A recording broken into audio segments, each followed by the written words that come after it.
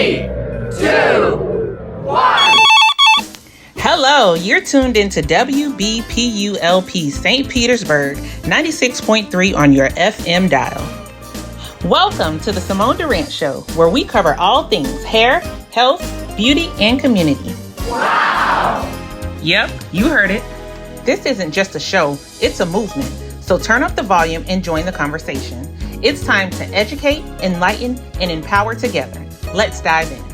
Good morning, St. Pete, and to all of our listeners. Welcome back to another episode of the Simone Durant Show, where we talk all things hair, health, beauty, and community. I'm your host, certified hair loss specialist and restoration expert, and I am so excited for another Monday fun day, right? And it's always fun in the building at Black Power. As always, starting off with the attitude of gratitude, giving thanks to God, who is the author and the finisher of my life. Thank you to the African People's Education and Defense Fund, led by President Amali Yeshitela, and Black Power Radio, led by President Ona Zane Yeshitela. Thank you to the Black Power family, the leadership. You guys are so supportive. We just had our recent all-station meeting, and it's always full of information and just always networking, always brainstorming, always trying to be the best that we can be, always with positive feedback, and preparing us to go into another rate of great radio. So thank you. Thank you to my wonderful fiance, Vaughn, my children, my siblings, my parents, my clients and mentors, my industry mentor, Tony Love, and Uncle DJ Eddie, Florida's best blind DJ, who is in the building every single day, showing up like clockwork, doing the work, putting in that time, and just being a really great example of what radio should look like. So thank you very much for always supporting me, and thank you to the Simone Durant Show family, because without listeners like you, without support, without the community, I really would not be a show at all. It would just be me talking in a microphone with nothing else going on. So thank you, thank you, thank you. Thank you to everyone who has been donating for the February fund drive. This is now, and it's going on now. The time is now to show your love and your support for the movement, where we don't just explain the world, but we change it. So I really am wanting as many people as possible to join the movement, join the call of supporting Black Power Radio. We are great till they gotta be great. Don't text me, tell it straight to. But yeah, we are a not-for-profit radio, and we need help from listeners, supporters, viewers, like you guys. We go live on Facebook, so hi to the Facebook community out there. Hello to the Instagram community out there, and hello to the YouTube community out there as well. We are trying to expand our reach, and so this is going to be really, really important, right? To make sure that we're hitting every single corner where people are, to get them the information, to get them the empowerment that they need. We already know the problems, right? So we're trying to find as many solutions as we can, and that's what I'm here for on the Simone Durant Show. So today is a pretty special segment, because we're going to be talking about not just Black pioneers, right? But sometimes we go so far back that we forget that there are people doing amazing things every single day. There are new inventors, new philosophers, new project managers, and new patents being made each and every day. And so I want to kind of take some time to narrow it down and focus on the 2000s, right? Which at this point, we're in 2026, so that's a lot of 2000s. So you got 26 years worth of 2000s. But throughout that time, there has been people who are constantly making their mark, who have been paved the way for by pioneers of the past, by philosophers of the past, by educators of the past, and we're showing up today. And so we're going to start at the top of our list in the technology and the communications department. I went to a STEM event, a STEM festival, a science festival with my daughter this past weekend.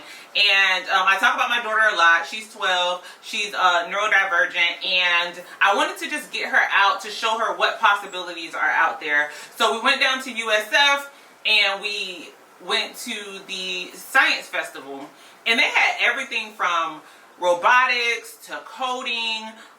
They talked about shoreline vegetation and making sure that you protect yourself from hurricanes and disasters. They even had a table where you could figure out how to construct a water reservoir. And so we were able to kind of get information on the reservoir that we have in St. Petersburg that stores our water, and then we had to take tubes and sticks and cups and tape and construct it to see if we could hold our reservoir for at least a minute. And so we both made one, and we worked together. We made our own, but we both won the challenge. We got our names on the leaderboard, so that was really, really fun.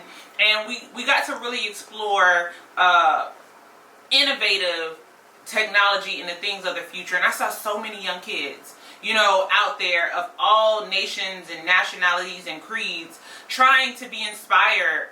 We got to do a filtration system where we learned, like, how do you turn dirty water into clean water in the naturalist way, right? How do we do that? And can we build one with rocks and sand and pebbles and what is that? The carbon powder, to try and see if we could filter out, and if not, what do we need more of? What do we need less of? And these are how inventors are made today. And she came back so inspired. When I say inspired, to be so many things, like she started off wanting to be a police officer, but and that kind of seems to be the driving force. But then she's like, okay, well, I'm going to do that first, and then I'm going to be a scientist. And so today we're going to talk about some great pioneers, and I want to start with Dr. Marion Rogers Croak. Okay, in the early 2000s, Dr. Marion Croak became one of the most influential engineers in modern communication, and she holds right now over 200 patents for different forms of communication. Yes, 200, I said it. And while working at AT&T and later Google, she helped to develop one of the things that we use every single day, the Voice over Internet Protocol, right? That's the VoIP. And what does that mean? It makes things like Zoom meetings possible, which, I mean, the world would have shut down without Zoom meetings over COVID. FaceTime. Every single one of my kids has an iPhone, that have an iPhone, right? And it allows us to be able to be like, where you at? Let me see. Turn the camera around, right? And things like online therapy sessions for mental health and peer building and peer support, virtual doctor's visits, remote business meetings, military communication systems. She was the one who created that patent in the early 2000s for video telecom, right? And voice over internet protocol. Without her, these works over the pandemic and other areas of health science would just not be possible. And families, as someone working in the hair loss and hair restoration community, telehealth communications are life-changing, not only for my regular clients, but for veterans and for other patients who are seeking hair loss services. It's not always that we can get in the same place at the same time, because some of my clients, they kind of come like near and far, right? And sometimes it's just easier to get that initial conversation started via video communication. And so thank you to Miss Marion Rogers Croak for inventing that, because how many people's lives, I mean, how do we even get a YouTube channel or go Facebook Live without it? So thank you, Miss Marion. Everybody say thank you, Miss Marion. And then we have the woman behind web animation. Her name is Lisa Gelobter.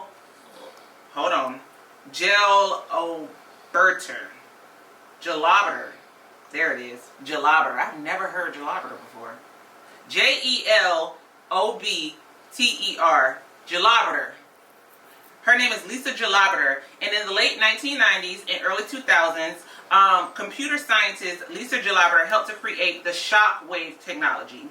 And shockwave technology is what they use for the picture protocol, picture technology. So if you ever see something like a JPEG or a GIF, where they have the memes and things that you can choose when you're like feeling some type of way in a text message and you want to just drop a picture that shows that, then you're using her technology, as well as like video streaming platforms, like YouTube, Facebook, TikTok, early web animation, all of those came from Miss Lisa. Okay, basically she helped to create visual internet culture, right? And nobody today is not, well, there are people who aren't on the internet, but there's so many people making money off of the internet that we have to pay homage to Miss Lisa. Okay, she is very, very instrumental in social media campaigns, visual storytelling, and she makes all of that possible. So thank you, Miss Lisa. And then you have Dr. Mark Dean. Dr. Mark Dean is a computer power pioneer. Dr. Mark Dean was one of the original architects of our personal computer. And I know that, you know, when we think Microsoft and we think technology, we don't think about him. We think about Bill Gates. But no, Dr. Mark Dean in 2000, he received the Black Engineer Award of the Year. He helped to lead to develop the gigahertz processing chip. And if you know anything about processors, it goes by like gigabytes, megabytes, and gigabytes are really, really big, and then you get like terabytes. And so without these chips, we're not able to store information. So let's say we're, you know, you go to your kid's football game, or you go to your kid's basketball game, or your daughter has an award, or, you know, your grandmother or your grandfather is in their last moments and they're saying something very, very impactful. How do you store that information? Who is responsible for the modern day version of keeping that thing, that video, that moment alive? Dr. Mark Dean. Those processes became the backbone of modern data systems, AI growth, and digital medical records. I do a little bit of billing and coding when it comes to billing people for medical wigs through plans like Aetna, VA Healthcare, and things like that. And they have something called CRMs, and CRMs are what hold the medical information so that we don't have to keep asking all this information over and over and over again. We're able to store it with their information, their diagnosis, their insurance information, and then we're able to work seamlessly with insurance companies to actually file that claim so that they can get the information that they need, or the product that they need, or the surgery that they need. It's really, really important, information storage. And so without these fast processors, advanced hair restoration imaging, scalp analysis, medical software, it wouldn't even be able to function. And so thank you to Dr. Dean for keeping things moving, right? Sometimes, I remember when I saw the first AI video, and I was like, you could actually see it distorted, like it looked like somebody was oozing down the page in the screen, and it's because they just didn't have fast enough processors.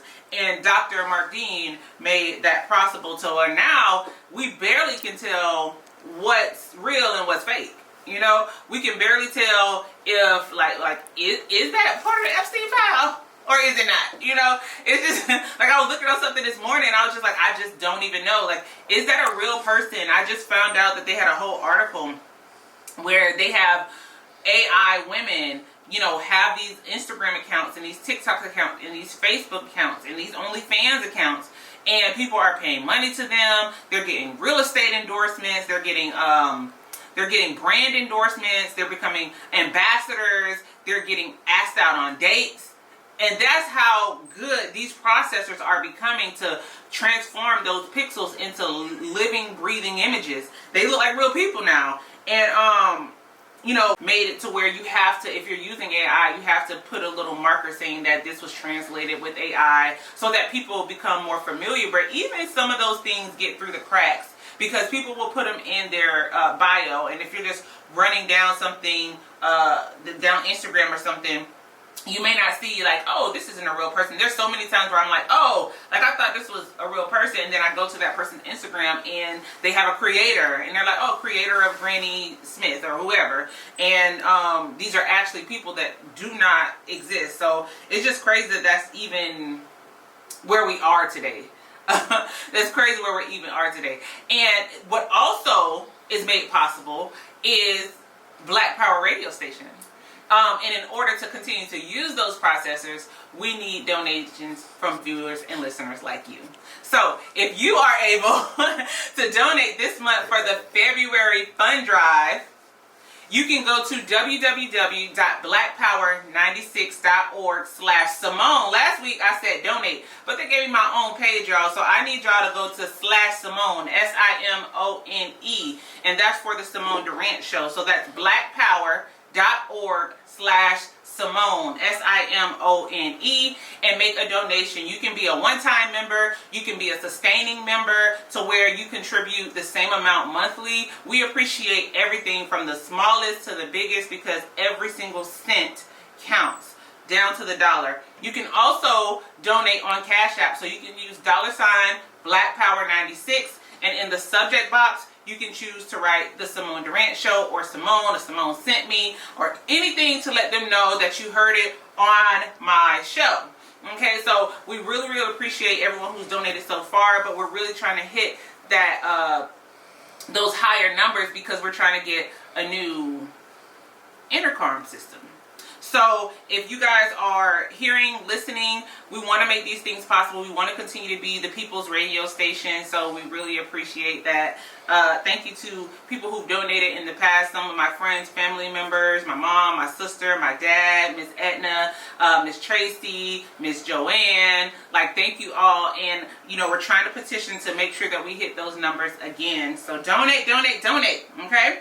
And so the next segment that we are moving into is about engineering, safety, transportation.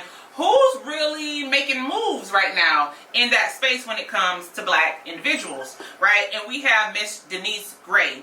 Miss Denise Gray is an electrical engineer who helped to develop the battery system for Chevrolet Volt. That is a car company. If you don't know, Chevrolet is a car company.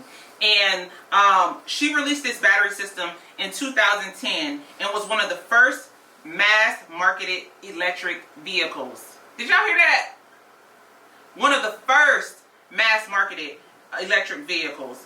And it was all given thanks to Miss Denise Gray. And her research helped to improve battery longevity. Because when we were first getting introduced to virtual vehicles, that was a really big issue. Cars were dying left and right. You had to be at the charger station for hours at a time. At that time, you know, back when we first started, they didn't have home mobile stations or anything. And so we used all this energy to go maybe 10, 15, 20 miles, and now we have to recharge again. But not with Miss Gray. Miss Gray held it down. She improved the battery system. She increased the driving range, and she helped to reduce environmental emissions, which is a really, really big issue because those carbon monoxide and different things, those chemicals, they get into the atmosphere, and then we have to breathe them. So lessening the carbon emissions is really, really important for our environment. She later became president of LG Energy Solutions in Michigan. Her work supports environmental health, which connects to me with the hair and scalp analysis, as well as pollution, environmental toxins directly correlating to autoimmune disorders and hair loss patterns. A lot of people get hair loss from chemical exposure. I see that a lot when I'm working with veterans. They've been in the military, they're in all these foreign soils, and they come back, and sometimes it mimics male or female pattern baldness and different things, but a lot of people have had chemical exposure, and it takes a while to sink in, and then it starts to affect different cells in your body, including your hair. And we talk about the stress response of inflammation and toxins within the body a lot. So when it gets to the point to where your body is trying to save itself, your hair is the last thing that it wants to worry about.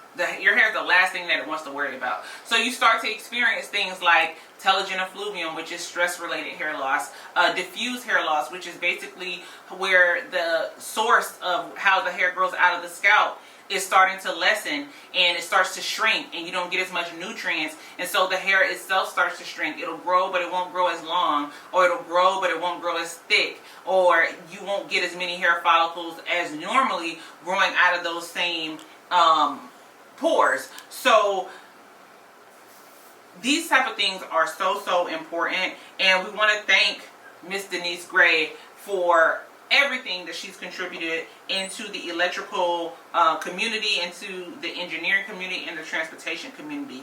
And then we have Sean Springs, Wind Packed Crash Technology. So, well, actually, Wind Packed Crash Cloud Technology. He is a former NFL player, right? Sean Springs founded WinPack around 2017. He has a patent crash cloud technology which improves the impact and protection for not only athletes but military personnel and automotive passengers. And I've been in, let me think, 1, 2, 3, carry the 1.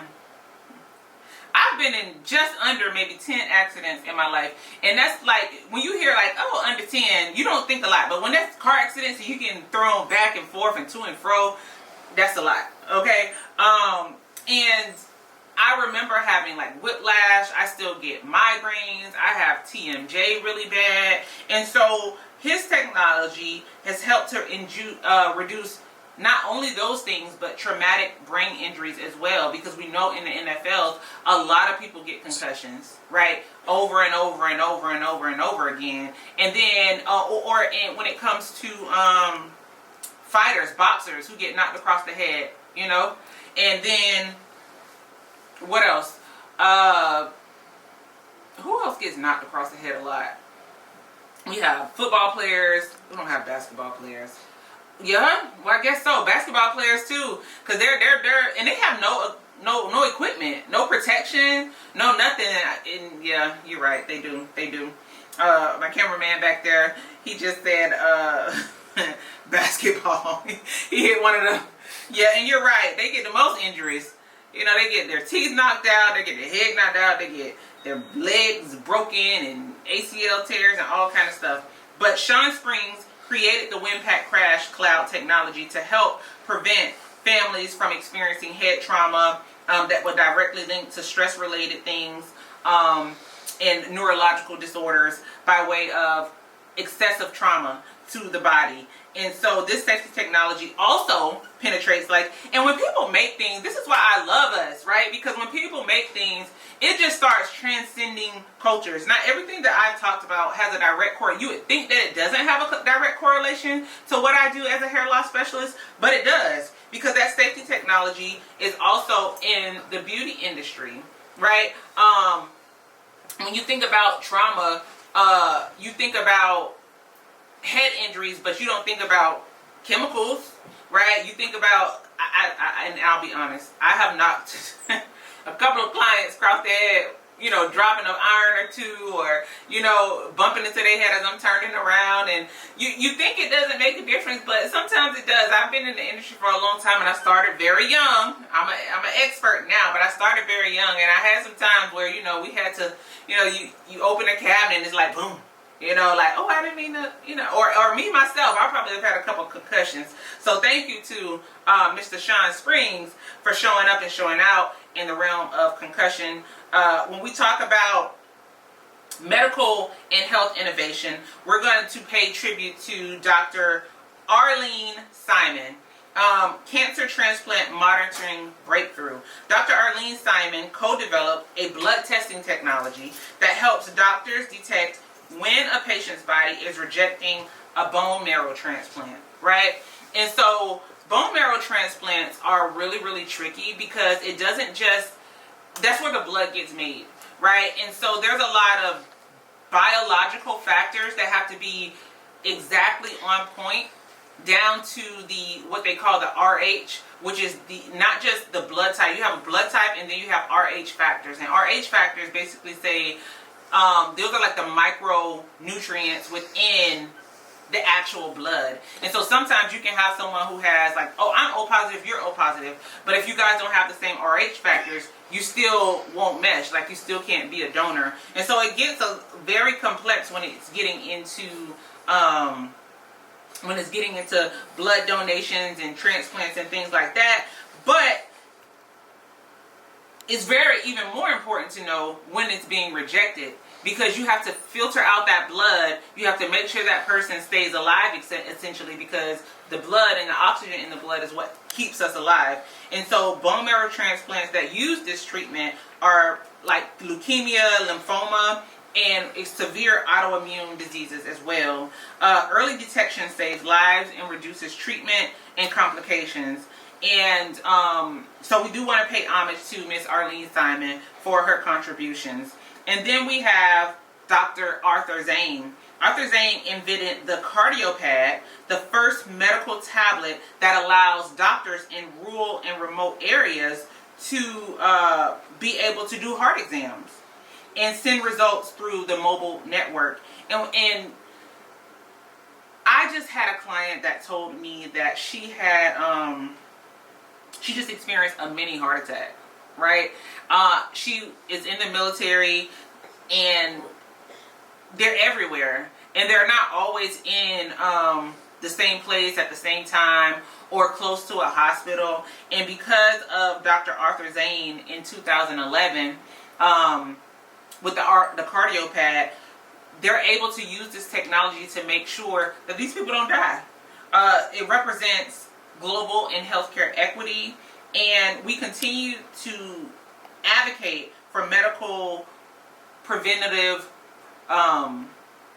solutions, right? Medical preventative solutions. And my grandma and my granddad both had heart issues, and it led to stroke. It led to different forms of heart disease, and things like this, even today, are constantly being reinvented so that we can have a better quality of care. And everybody that I've talked about so far has been since 2000. These aren't people who are, in the 1800s, 1900s. These are people who are very relevant for today, which I think speaks truth to power when you are thinking about, you know what, like, are people still doing great things? Of course they are. Of course they are. And during this Black History Month, I think that we need to learn some of these newer names, right?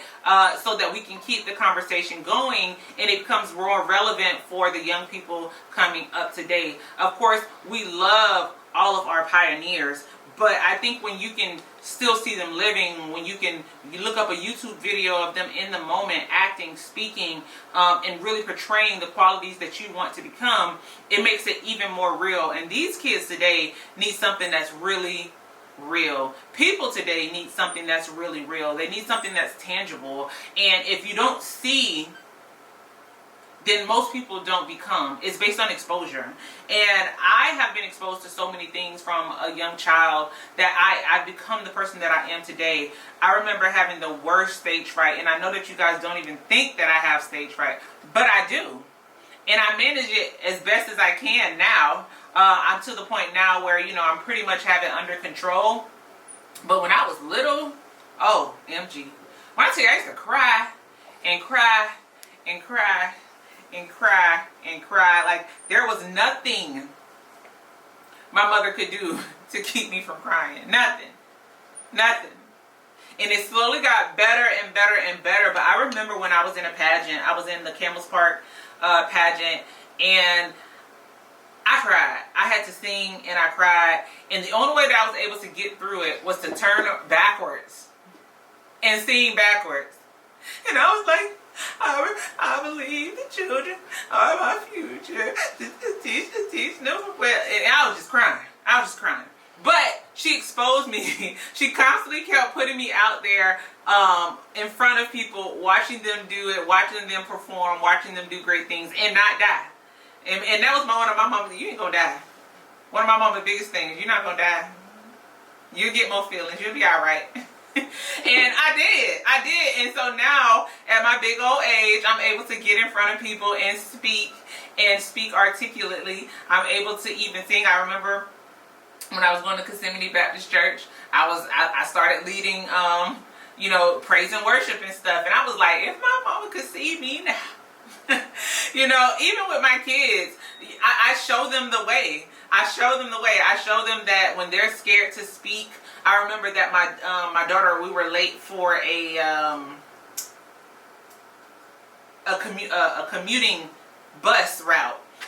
to get her to one of her cross country meets, and she was like, "Mommy, I really want to ride the bus. I really want to ride the bus." I said, "Okay, I'm gonna get you there," because you know, when you're an athlete, you kind of have to get into the moment. So if you want to ride with the team and have your moment, then okay, I won't drive you there. I'll ride behind the bus, whatever the case may be. But we got to the school and we saw, like, we were at the red light and the bus was pulling off, and my daughter was like, "Mommy, like the bus is leaving," and I was like, "Oh, we're gonna catch it." And she was like, "You can't do that," and I'm like, "Yes, I can." And she was like, well, how are you going to get them to stop? I said, "I'm going to wave them down." And she was like, and so we got to the red light and I just started blowing my horn, right? And I started waving. I'm like, "I have an athlete on the bus. I have an athlete on the bus." And in the car. And they pulled over into the Winn-Dixie parking lot and let her on the bus. But she never would have imagined or had the bravery. One day she may have a child and she may need to get them on the bus. And she'll be like, "Oh, my mama did it." You know? So that's how important exposure is. And when it comes to creating the future of tomorrow. And I know that has nothing to do with a cardio pad or, you know, creating a battery or a virtual system, but that's where it starts. It starts by encouraging people that they can do the impossible. Right? And so my little, you know, piece of the world is showing my daughter that she can speak up, that she can take a chance, that she can stop a moving train if she needed to, or a moving bus. And so as we move forward, we're going to go a little bit into the future tech space, where Lainey Smoot, she is a Disney research fellow. Right? She has over 100 patents. Oh, I'm sorry. He has over 100 patents. And his most recent innovation was the Holotile floor. It was announced in 2024, and it creates an omnidirectional movement in virtual reality. So VR makes, honestly, virtual reality games and stuff, they make me nauseous. I remember when Nintendo 64 came out. That made me nauseous. And now they have stuff where it looks like you're actually in the game. And part of that require the floor to move and translate differently as you walk and as you move around, because it looks like you're moving through time and space and in different areas. And when I first saw the first virtual reality floor, it kind of reminded me of Minecraft. It was very digitized to where you could see the floor moving. It was a lot of different like cubes and speckles and things like that. But now it looks like you're walking on the ground. It looks like real grass. But you're in a room and you have these goggles on. And so that was made possible by Lainey Smoot, right? This means that you can also use those virtual reality thresholds in other environments like medical training. You don't have to train on, like dead bodies and things anymore. You can actually train in virtual reality systems. Physical therapy. So you can practice modalities with physical therapy virtually. Great till